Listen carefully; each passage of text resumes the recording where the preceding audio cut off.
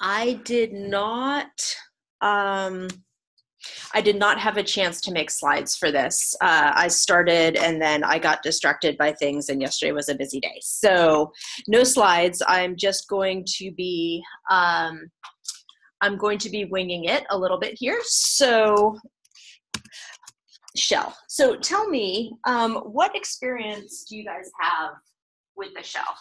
Like with, you know, just Unix terminal stuff? Pretty basic. Setting up an atom. And getting going with that. Setting up what? An atom. Atom? Okay. Yeah. I'm actually not even sure what shell is. It's like an environment. Awesome. Yeah. Great. Celeste? Yeah, I've been working on the module for today and yesterday a little bit. There you go. So, okay. And then there was like some of the, shell prep work we downloaded item yesterday too. Okay. And BJ? I did the bash, some of the bash module stuff. So like navigating system, copying, aliases. Cool. Okay, cool. All right. So, yeah, so when I'm talking about the shell, I mean like a way that you interact with your computer via the command line. And on a Mac, you can do it via the terminal, or you can do it via iTerm. Those are two applications you can use on the Mac. Macs are actually Unix based. So when I type ls, that's just a basic Unix command that I can use on the Mac, and I can also use that on, and actually I want an unfancy terminal. I can use this on the Mac, but I could also use this on a Linux machine. And I could use it on a Sun Solaris machine that also uses a type of Unix, right?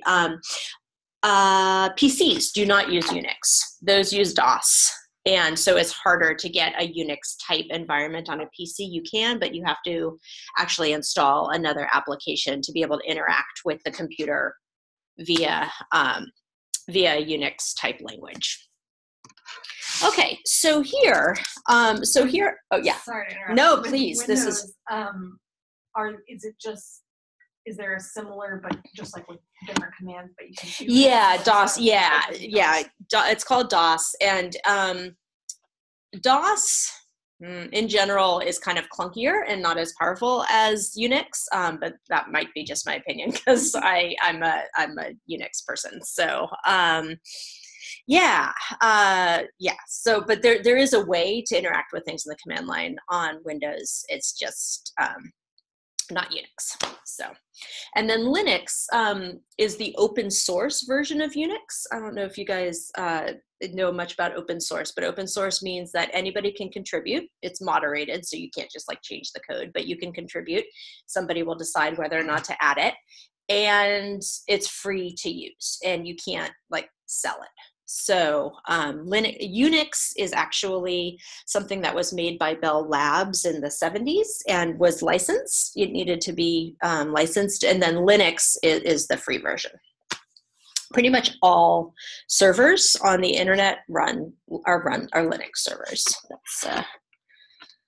You can get cheap good hardware, because Linux can run on PC hardware, and the operating system's free, and it is very well maintained. So, okay, so there are commands, and commands are just things that you type. So ls is a command, and commands in general have flags. So there's ls, and if I do -l, it's going to do something different. It gives me these permissions, which we'll talk about in a minute. It gives me the owner, the group, some date information, and so forth. There's another flag I can use. Let's get that out of the way. Am I recording? I think I am. Yeah, okay. We can do an ls-a, and that gives me what are known as dot files. Any files that begin with a dot are things that usually installed by applications, but sometimes by you. And they're things that you're not expected to use very often. And so they're usually hidden unless you explicitly ask to see them. And then if you want to do L and A at once, you can just do like -LA, and then it'll give you the -L with all of the dot files.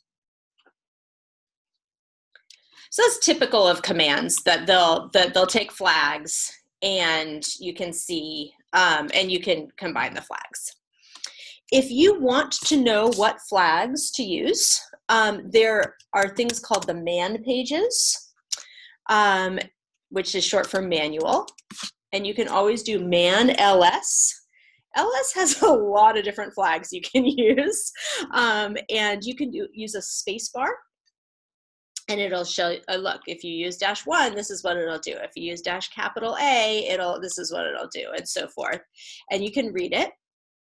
The space bar is because we are in a paging program. We're in a program that gives us the information page by page. This one is either more or less, and I can't remember. Somebody thought it would be fun to, I think more came first, and then somebody thought it would be fun to make less, and so that less is more, computer scientists. So either way, spacebar gets you the next page, and just the letter Q gets you out of it. And that's important to note, because you'll end up thrown into these paging things sometimes when you don't expect. But like often when you're doing Git commands, we'll talk about Git, not this lecture, but in a future lecture, you'll do the space bar will always get you another page, and Q will get you out of it. Okay, so, all right, some commands you can do --help. You can't do it with ls. You can do it with, say, git. If you do --help, sometimes --help is a little friendlier than the man page, but the man page is always there if it's a built-in command. And you could also do man git as well, and there's information here too. Okay, all right, questions on? Okay, so cool. Let's talk about a couple other commands. So PWD, do you guys know PWD? What does that do? Print working directory. Print working directory. It tells you where you are. So right now I'm in /users/presenter. And to get to another directory, I can just CD. Here I'm going to CD into source. And I can do ls to see what's there. And then I could CD into SQL schemas. I can hit tab. Do you guys know about tab complete? Yeah, tab complete saves you a lot of typing. So I can just hit tab, and it will complete the word as it can. Now, if I just hit S and I hit tab complete, what do you think it's going to do? Yeah, it flashed the screen because I don't like those beeps. If you hit tab again, it'll give you all the choices. And then if I disambiguate, like if I do an H, then shopping list is the only choice.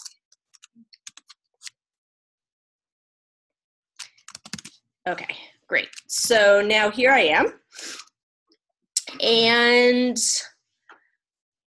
let's see, if I want to make a new directory, I can do makedir, mkdir, and I'll make a new directory.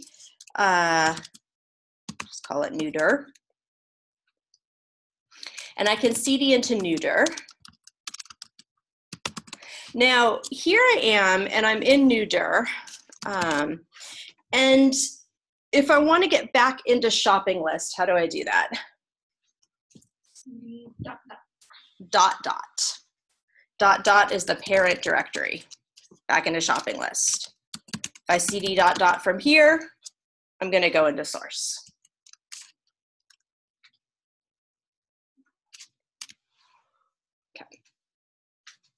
Okay, cool. So now I can get around. What if I am, okay, so CD hyphen is a really useful one. That is, put me in the directory that I was in before the last CD. So before my last CD, I was in shopping list. And now I'm in source because I CD dotted. And now it's just going to put me back in shopping list. And that's useful. And so I can CD minus again. And now it's going to put me back in source. Okay. So I'm going to go back into shopping list. And this time I'm going to do it by doing CD shopping list. And now let's say I want to get, all right, so right now I'm in shopping list. Let's say I want to get into that /users directory. I could do a bunch of dots, but there's another way. Yeah, BJ? CD tilde? Well, CD tilde, yeah, CD tilde will get me into my home directory. And my home directory is /users/presenter. Oh. Yeah, and CD without anything gets you into the same directory, /users/presenter. Or that's this home directory. Your home directory will be different on your computer. If I want to get to /users, I can just say, I can give it what's called an absolute path. I can just say, I want to go into /users. And it doesn't matter where I am. If I say /users, if I start the path with a slash, it'll go to the same place. That's an absolute path. The relative path is when I do without the slash. And that's there has to be a directory called presenter where I am in order for this to work. So I can CD into presenter, and if I use the up arrow to get to my last command, if I CD into presenter again, now I can't do it because there's no presenter directory relative to where I am. So absolute, would it help you make this bigger, Kelsey? Yeah. Okay. So absolute has the /etc. That's a typical system one. So it doesn't matter that there's nothing called etc where I am now. I'm saying I want to go to /etc. And now I'm in /etc. And I can CD /etc from here, still in /etc. But relative, it has to be, let's see, I'm going to do an ls-F, which is going to tell me which of these are directories. I did ls-F. You'll be probably using fancier shells so this one you'll notice had a lot more color and it had a fun little octopus and stuff. That's the shell that I generally use. This is oh my zish. But bash is the shell that sort of comes with everything, and so the -F will just indicate which are directories. But in general, if I do an ls here, it indicates which are directories because it makes them bold and aqua. So they're different shells do different things. But I'm just teaching it old school here. So this is, because Unix is when there wasn't even, when you just had like greens, like black screens and green letters, like that's all you had. So here I can CD SSH, absolute or relative? Relative, because there has no slash and I'm CDing into something that's relative to where I am now. You can do more than one at a time. So I could do users, presenter, tab complete, source, absolute path. And you can do relative, shopping list, new dirt. You can do it more than one at a time also. Okay. Cool. All right, let's talk about where these commands come from. So if I want to know, so I'm using this cd command a lot. If I want to know where that cd command lives on my system, how do I get that? Do you guys know? Echo $ path. Ah, yes. Okay. Yes. But I'm leading up to the path. That's awesome, Celeste. But if I just want to know for a very particular command, I can just use this which, and it's that cd this is where it lives in my system, is user bin cd. What do you mean by lives in your system? When I run cd, I am actually running a program on my system, and that program has to have a location on my system, and the location is user bin cd. Yeah. So if I do like an ls-l user bin cd, that's it. If I run user bin cd, if I give it an absolute path, that's the same as running just cd. Although interestingly, it didn't, well, now I'm gonna have to look into that, because it actually didn't do what cd usually does with no arguments, and I'm not entirely sure why. I'll have to look into that. So I got my computer on August 1st. It was installed on August 1st. Oh no, actually, that's funny. I actually started on August 1st, 2017, but this was installed 2 years before that. And we'll talk about permissions in a minute and so forth. So that's that cd. And if I do like which git, oh, look, same place, user bin git. If I do which, I'm trying to think, grep, all of them are in user bin right now. There are other possible places they could be. Let's try which node. Better, user local bin node. So the things are just installed in different places. And the question is, how does it know where to look, right? How does it know that it can find programs in these places? And that's where Celeste's echo path comes in. Path is an environment variable. Environment variables are just things in the shell that are key value pairs. The key is all the capital letter path. I'll talk about the $ in a minute, but the key is the capital letter path, and the value is this thing. So this thing, this is where it looks for all of my programs. And it looks in this order. So first it looks in user local bin. If it finds it there, great, it's going to use that one. Then it'll look in user bin. Again, if it finds it there, it'll just stop looking, right? Then /bin, then /user sbin, then /sbin. And if I try, for example, to run this command, it says command not found, because it could not find it in any of these directories.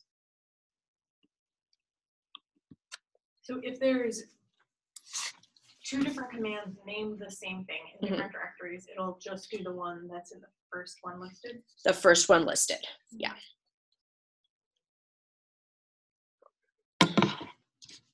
Okay, so, right. So Echo is just the shell version of print or console log. So if I say echo hello, it's like hello, yeah. And $ means I want the environment variable that has this name. If you want to see all of your environment variables, you can just type env, and here they are. There's that path. Here's my current working directory. My home directory, that's how it knows where to go when I do cd tilde or just cd. And then there are other ones. Right now, the shell that I'm using is bash. And my login name is presenter, so forth. Okay, so, oh, my old PWD, that's where I was before I was here.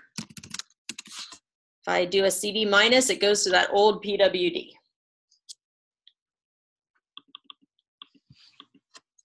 Cool. Okay. Let's talk about redirecting. So if I want to put all of this env stuff, if I want to put it into a file so that I can use it later, or I can, parse it or whatever, I can do the command and then redirect, which is just a greater than sign. You can call it whatever you want. I'm calling it env.out. And now I have a file called env.out, and there are different ways I can look at that. I can look at it by doing cat env.out. Cat just dumps it all on the screen. That was cat env.out. If you got to be careful when you do a cat, because if you do cat on a really long file, it'll just scroll and scroll and scroll and scroll. And you can stop it by doing a Control-C. You can basically stop anything by doing a Control-C. But yeah, cat only do on files that are short. More or safer is to do more. And then it will page it for you. Do you guys remember how to get out of, or how to get to the next page? Spacebar. And how to get out without getting to the next page? The letter Q. I typed more env out and it said no such file redirected. Probably because you did not actually create it by redirecting the output of env. Oh, was that right before you did that? Yeah, okay, yeah. That. No, that's great. Keep the questions coming. So I created the file. I created the file by using this redirect. I said, take whatever the output of env is and store it in this file called env.out. Okay. And that's just in the... I just did that in my new directory. Yeah. Okay. And then you actually will have a file called env.out that you can work with. Oh, the way I'm making stuff disappear, these are just like the little ticks that I do all the time.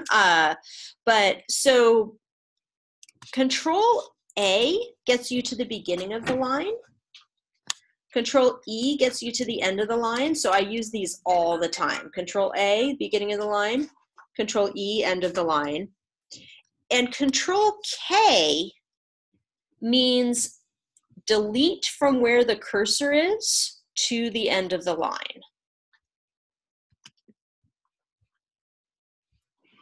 And then that's actually stored in the, in the shell's memory, and you can get it back by doing Control Y. So Control A, beginning of the line, E, end of the line. Again, my apologies, I'm gonna make slides for this. And then Control A, Control K is like delete the line. And then Control Y is get back whatever you deleted. That works in the shell. It also works in Atom. Control A, Control K, it's gone. I'm not sure if Control Y works. It doesn't. Control Y doesn't work. I mean, in Atom. But I also use it in, I use it here, Control A, Control K, right, in the URL. Control Y works here, apparently. I use it all the time when I just want to make stuff disappear. Yeah. Control A, Control K. Okay.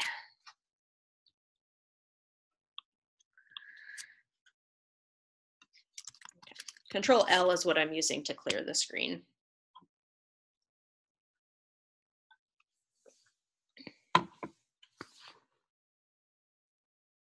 Okay, I want to talk about pipe. So pipe, I'll wait until you're done typing. Pipe is a vertical line. It's the shift of the backslash character, and it's above return on your keyboard. And what it does is it takes the output of one command and makes it into the input of another command. So let me just first just talk about the WC command. It's word count, and I can say, oh, I can't do that, sorry. Okay, so if I WC the env.out file, it tells me it has 21 lines, 21 words, because apparently each line, none of the lines have spaces in them, so it doesn't consider them different, separate words. And it has 653 characters. That's what WC does. If you want to know how many lines a file is, WC minus L in the file, that's super convenient. I use that all the time. How many lines a file is. But you can also pipe things. You can take the output of commands and pipe them to WC. So if I want to know how many, let's go somewhere where I have a lot of stuff. Oh, that's not that many things, but that's fine. If I do an ls, I just get the ls, but if I do an ls and I pipe it to WC-L, that's taking the ls output and it is making it into the input of WC-L. Now there's something a little tricky here because ls, it does, when you pipe it, it actually puts everything on its own line. So it's a little different than what you see here, but it's telling me there are 9 things in this directory.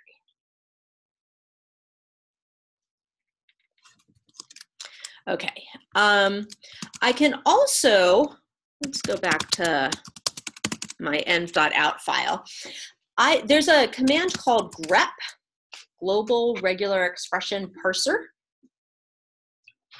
And I can say, tell me all of the lines that contain a capital E in env.out. And here they all are.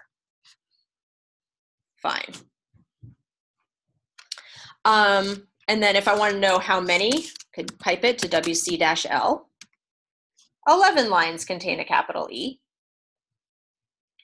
But if I had something where I had a ton of environment variables, I believe that this probably has more environment variables.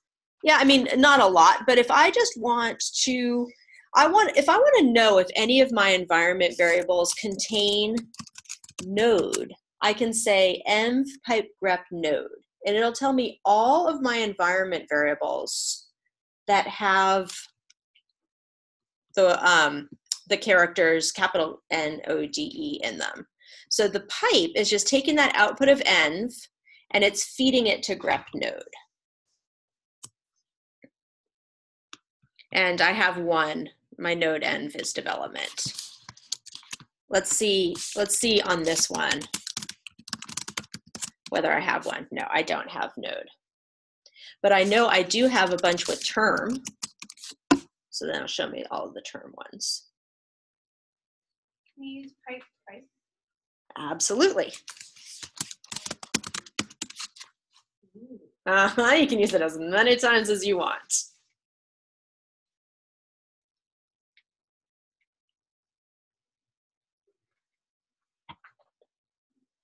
But it'll just do, how come it doesn't print out the middle one? Oh, because it processes everything and then just gives you the end result. So it's like, take the output of env, or run env, take the output and give it to grep term, and then take the output of that and give it to WC-L.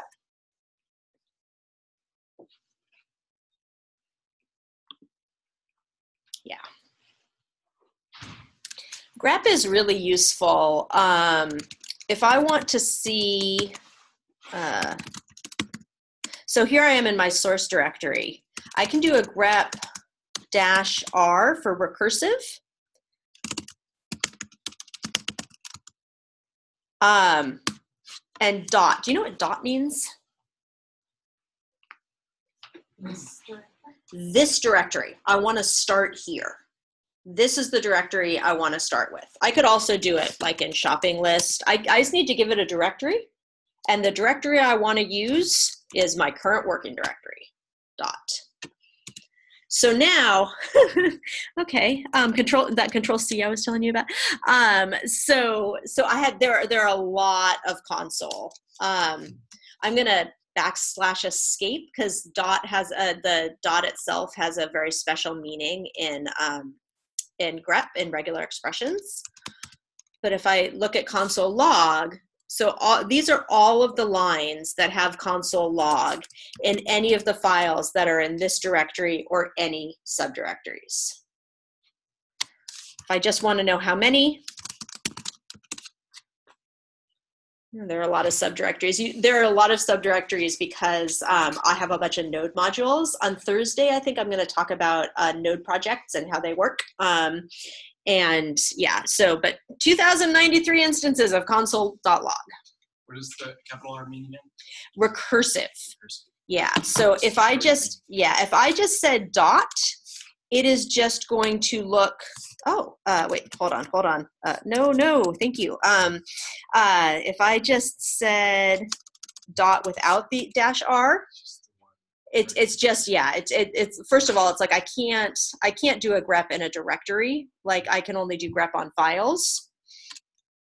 How could I, if I go into shopping list, this directory only has directories in it. They're all directories. I just happen to know that. Oh no, there's a package.json, so there's something that's not a directory. So if I do grep console.log, and I want all of the files in this directory, I want everything in this directory basically. How do I do that? How do I say I want everything in this directory?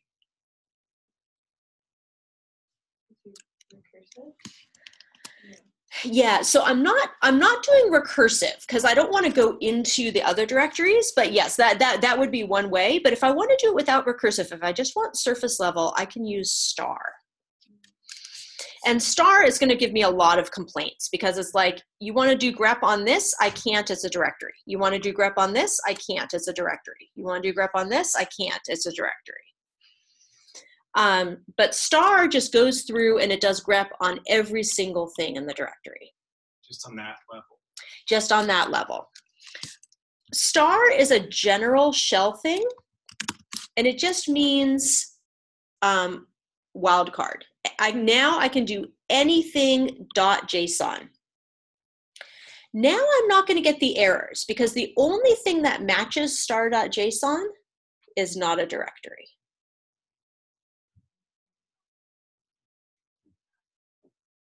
I can show this maybe more easily with ls. If I do an ls star, it ls is everything. And when you ls a directory, it gives you the directory contents. If I do ls star.json, it only gives me that file because that's the only one that matches the pattern. If I do ls s star, it'll ls all of my directories that start with S.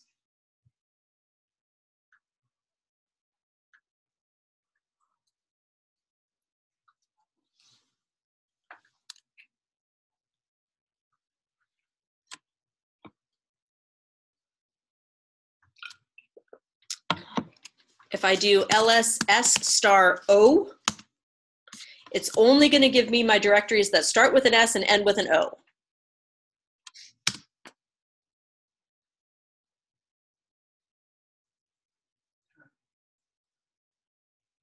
How did it start with an S and O, or an N with a? It didn't give me the directory name because it was only one. Like if I just do ls simp serve demo, it doesn't give me the directory name if there's only one. Oh, I see.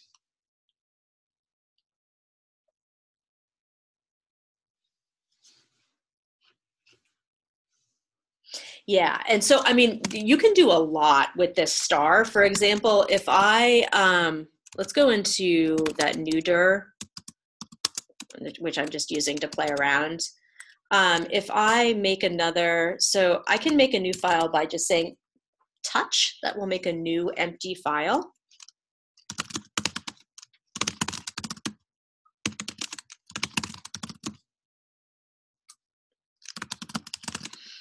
Okay, so now I've got a bunch of new empty files. And I can make a new directory. I'm going to make a new directory called my new files. And now I can copy new star into my new files. It's going to take anything that matches that pattern and put it into my new files.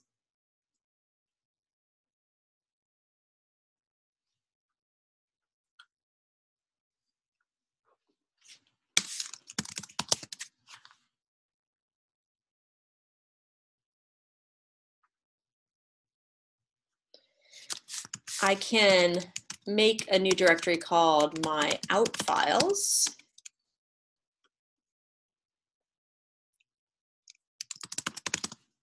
Copy star out into my out files. And now it's going to give me env.out and new.out into my out files.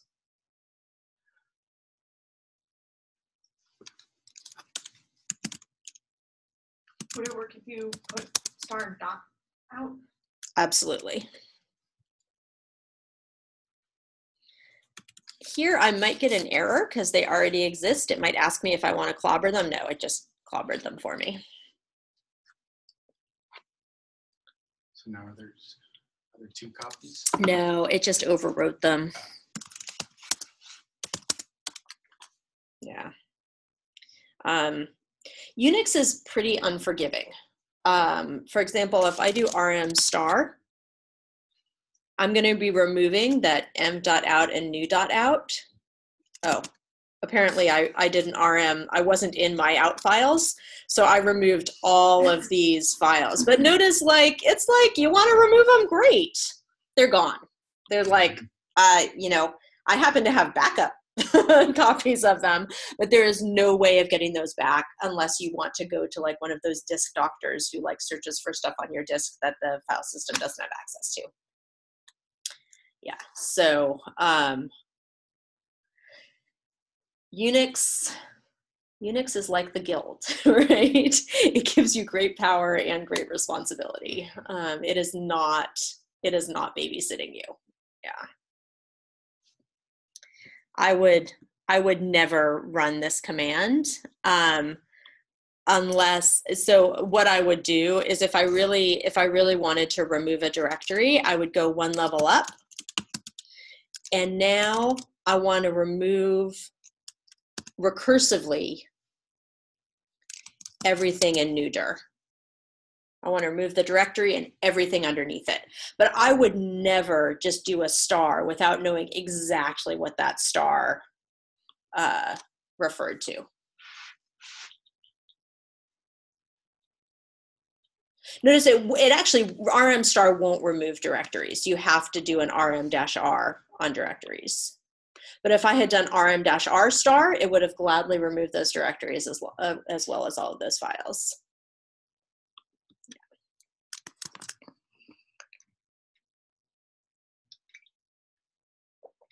All right, cool. Just yeah. To be clear, yeah. I just want to be sure, like when you do it recursively, it's only going below the level you're at. That's right. Okay. Yeah. As long as I use relative path, okay. Right? I could, right? And that grimace is exactly what you should be feeling right now. Control A, Control K. And the difference between a capital R and lowercase r? Some commands like grep use a capital R for recursive. Some commands like rm use a lowercase r for recursive. Just inconsistencies.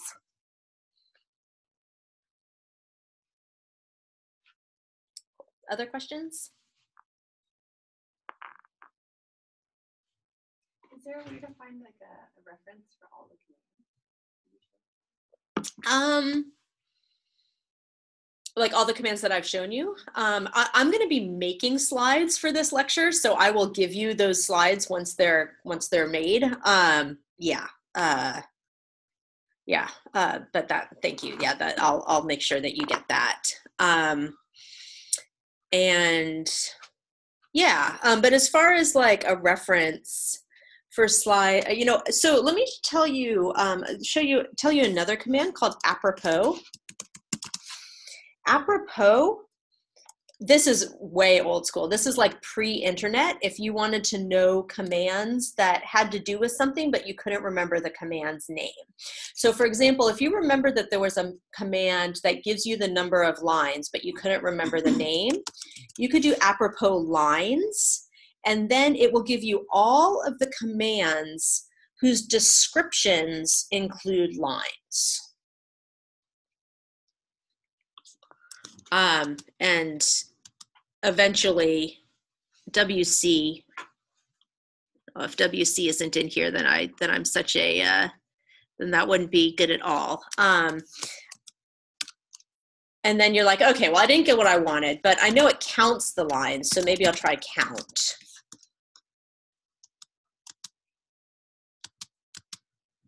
There it is, WC, word, line, character, and byte count. Oh, so it just had line and not lines. So yeah, apropos, I don't think anybody, except for people who were programming 20 years ago, actually uses apropos, because you can just use Google, but yeah, but you can impress your old school friends.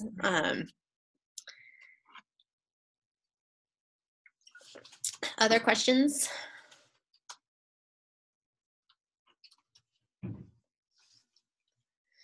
Okay. Cool. Let's talk a little bit about VI. You might get thrown into VI one day, and VI is it's a very unforgiving text editor. Vim is, I think, a more modern version of VI, although I really should look it up. Again, like I'm super old school, so I just know VI, and I think more modern people use Vim. But VI, it's on every system, and it's great. Here it is. Here's VI. Oh, actually, it looks like I have an alias to Vim, which is VI improved. Okay, great. Thank you. So, right. You might, but yeah, at some point you might get thrown into VI. So, look, I can type help, register. Oh, look, and it tells me how to exit. This is nicer than VI usually is. Help. Oh, well, let's see. But now what do I do? Oh, you send at least 10 euro. Well, it gives me at least it gives me explicit instructions. But like, how do I get out of here? If you don't know that you have to do escape:Q, like you would never guess that, right? Yeah. And I can tell that I'm in VI because empty lines have this little tilde in front of them. But what if I just want to type something? What if I want to type hello? You know, like, oh, something happened, but like it certainly wasn't the word hello, right? VI is a strange beast. It's very efficient if you know what you're doing. But if you don't know what you're doing and you happen to get thrown into VI, again, like maybe if you did a get command and it was expecting input, it might throw you into VI. It's really hard to figure out how to type things, and it's really hard to get out. So I want you to know these basic commands. Okay, so, all right. Oh, for heaven's sake. Okay, basic commands. So I'm going to VI, let's say I'm going to VI a file named new file. And here it is, it's a new file. If I want to start typing, I have to type the letter I first, and that puts me in insert mode. And now I can type. And I can hit return, and I can, do whatever I want.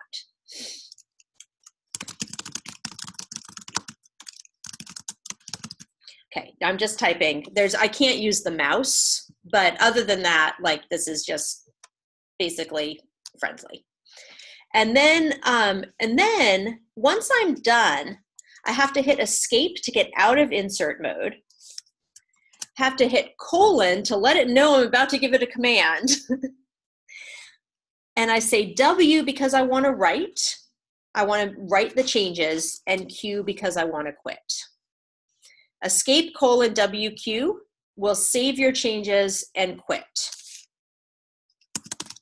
So now if I cat my new file, there it is. Now let's say you end up VIing new file and you start to do things, and then you, let's see, you know, I'm trying to think. There are all sorts of ways you can get yourself into trouble. So let's say you know, end up doing, now I don't even know where I am now. Oh man, I've gotten myself in such trouble that I can't even get myself out into my command mode. Nope. All right. Okay. Yes. Okay. So, all right. I did Control C a few times just to like Mayday, Mayday. So, but let's say you end up like deleting a bunch of lines for, you know, you just don't understand why. And, and you want to get out of there, but you don't want to save your changes. So you do the escape and the colon again, and you do Q and exclamation point. That's get me out of here and don't save anything.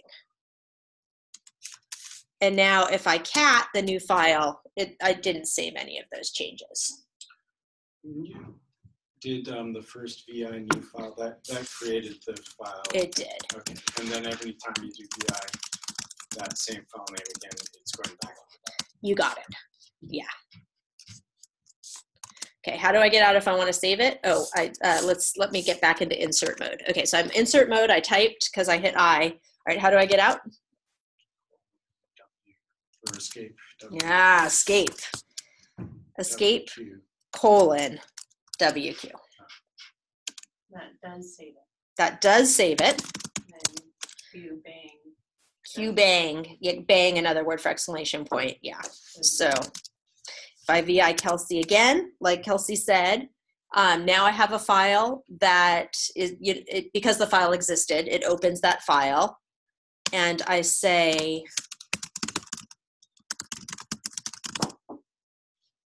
and now I do escape colon Q bang,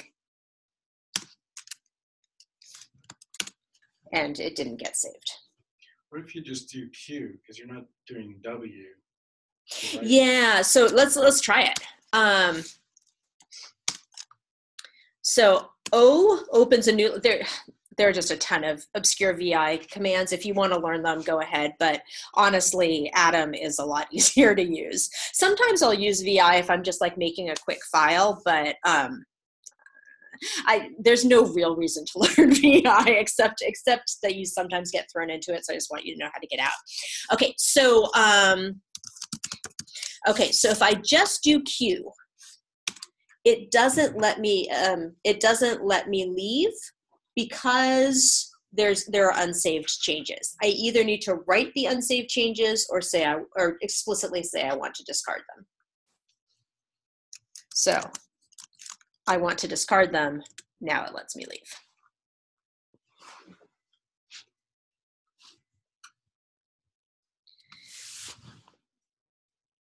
Okay.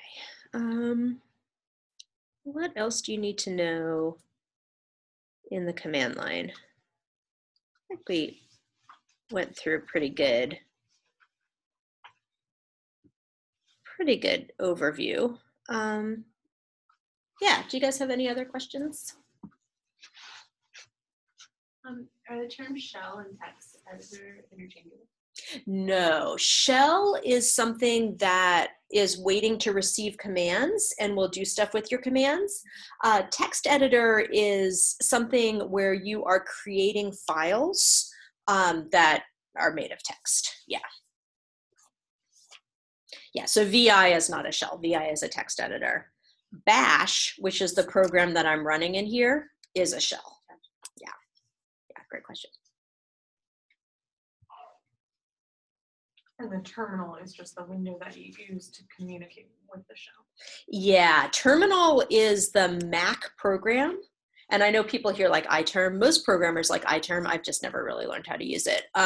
So terminal or iTerm is the program that's the application that's running on the Mac that gives you the shell environment that interprets your shell commands, gives them to the computer, and then spits them out for you. People sometimes use shell and terminal interchangeably. Is there anything else that can be described as a shell?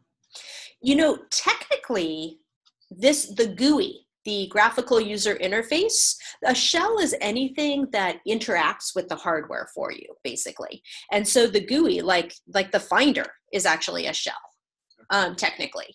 But usually when people say shell, they're referring to the command line.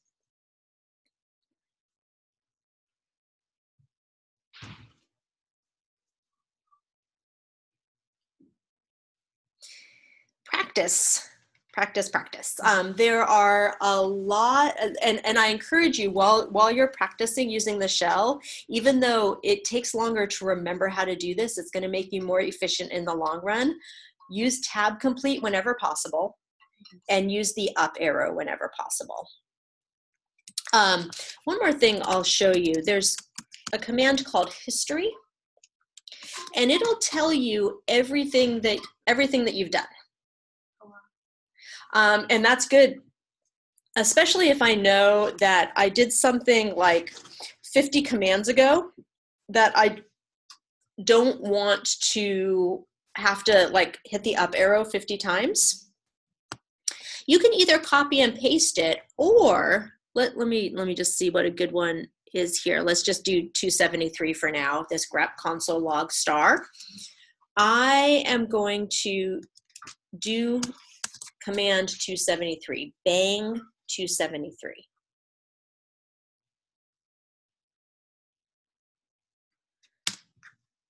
And then it's like, okay, I've got it. It looked at all of the JSON things, did not find console log. You know, it looked at all of the files.